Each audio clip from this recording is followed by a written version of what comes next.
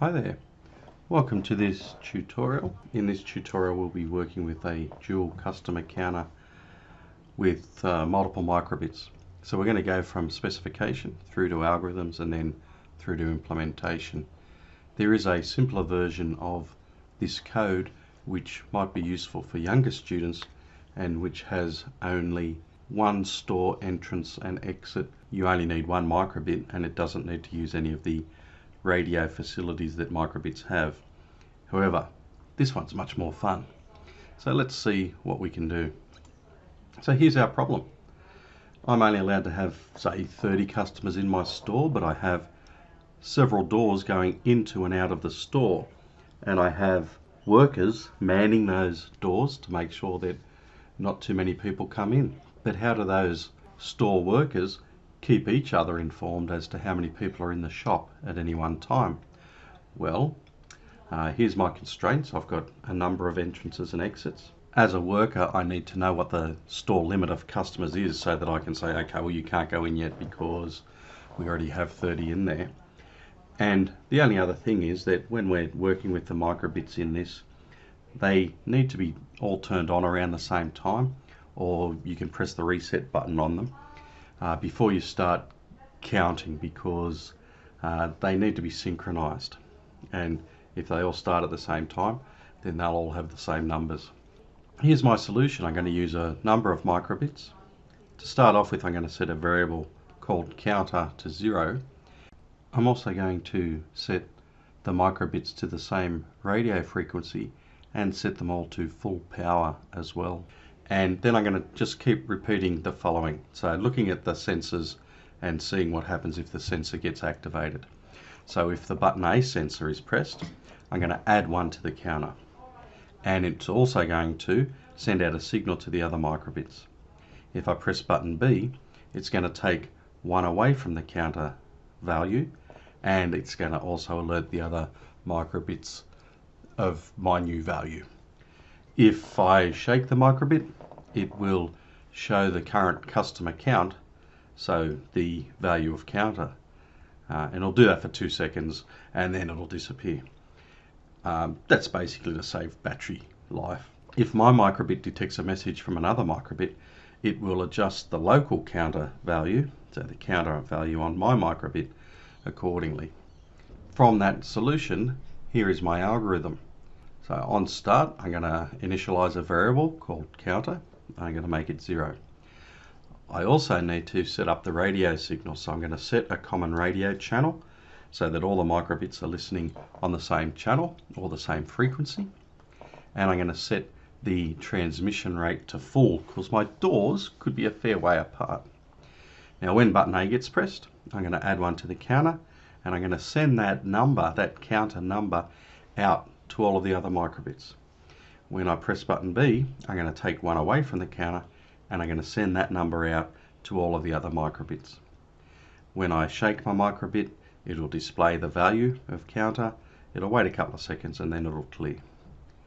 Now when my microbit, and this will be true for all of them, when I receive a signal from another microbit, I'm going to store that in a variable called received number. Now if that number is less than counter, then on my microbit I'm going to take 1 away from my counter. What it means is that someone has left the store from another door, and so there's 1 less customer. So on my microbit counter, I want it to automatically reduce the value of my customer count by 1 as well. If that's not the case, then it means that when they've sent their signal, it means that another person has come into the store, so received number will be greater than counter in that case, but I don't need to state that.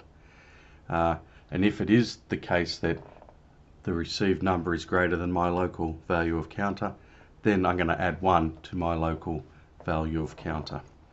So that's the algorithm. Now let's have a look at it in block code. So here it is. You can see that I've set my counter to 0. I've set up my radio so that the channel's 19, easy to remember with COVID, and I've set my transmission power to full, which is 7. When I press button A, my counter variable will be increased by 1 and a radio signal will be sent which reflects the new value of my counter variable. When I press button B, the counter variable will be decreased by 1 and I will send out the new value of counter, which will be 1 less than it was a moment ago. When I shake the microbit, it'll show whatever the current value of counter is. It'll wait a couple of seconds and then it will clear. When I receive a number from any of the other microbits, it's stored as a variable called received number. I can't change that in the block code. Well, I couldn't find a way to anyway, but received number is fine. So if that received number is less than my local value for counter, then I'm going to set my local value to counter to 1 less than it was before. Otherwise, I'm going to set my value of counter to 1 more than it was before, because the number that I receive will either be 1 less if someone's left the store, or 1 more if someone's come into the store from another door. So how does that look in Python? So I need to import the microbit library. I also need to import the radio library.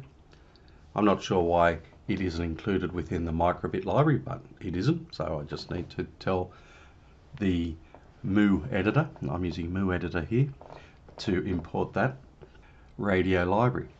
So then I configure my radio by turning it on, setting the channel to 19 and setting the power to full. I create my counter and give it the value of 0, so I initialize my counter variable. And then in the Python code I have to put it inside a loop which will check the sensors forever. In the block code I didn't need to be that explicit, but in the Python code I do. So I use while true to set up my forever loop. Then it's very similar, as you can see, to the block code. If button A was pressed, then add 1 to counter and send the string value of counter to the other microbits. We'll get to why it's a string in a moment. If button B has been pressed in the last loop, then take 1 away from my local counter value and again send the string of the counter value.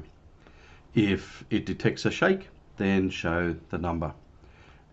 This last part looks at what happens if I receive a signal. So if the radio detects that a signal has been received by radio.receive, then I want a variable which I've called received number, just to keep it in keeping with how it looks in the block code. I could have called it message or anything, but received number is fine. So received number is going to be equal to whatever the radio received, which will be a string of the counter value from one of the other microbits. If the program detects that received number is not none, so in other words, if I have a value inside received number, then if the integer of that received number is less than counter, then change counter by -1, or else change counter by +1. If the number I receive in is 1 less than my local value of counter, then I need to take 1 away from my local counter value. If the received number is greater than counter, because it's only going to be less than or greater than. So if the received number is greater than counter, then I need to add 1 to my local counter value. Now the reason why I have the str and int here is because when the microbit using MicroPython sends and receives radio signals, it needs to send the value as a string. Okay, so my counter value is actually an integer, but if I put str in front of it, it converts it from an integer to a string so that it can send. Remember, it only can send strings using the Python code. So I need to convert it to a string so it can be sent. But then if I want to compare what I've received with a local value, I need to convert it back to an integer. So down here I have if the integer of the received number, so in other words convert it back to an integer, and then if that's less than the counter, which is an integer as well, just a number, then do whatever it says to do. So it's a little bit tricky, but coding wasn't meant to be simple. Here is where it fits in with the main content descriptors of the digital technologies. What I'd like you to notice is that instead of just looking at the programming side of it with algorithms and loops and things, I've also tried to incorporate some of the other relevant descriptors which this activity suits, and that includes working with data. It also includes looking at information systems, and it also includes tackling real-world problems and looking at functional requirements and environmental, social, technical constraints and so on. So this could be used as a data collection counter, and you could have multiple students working in groups to count up the number of items in an area. Digital systems exploring how data is transmitted or how devices connect together, which is part of the digital technologies, looking at networks and how they work. Also data interpretation and visualization. This could be a trigger for showing some of that. Could also use it as a tally device for maths, and it also allows us to solve a real world problem, that being what we've talked about for the last 10 minutes. So how does this look with some microbits?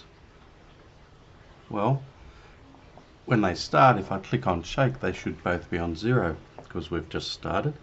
Then if I decide that I'm going to add a few customers because they've walked in the door, I press A on the top microbit, press shake, and it's now got the value of 3.